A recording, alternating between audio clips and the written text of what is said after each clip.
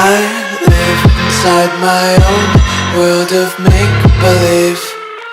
Kids screaming in their cradles, profanities. I see the world through eyes covered in ink and bleach.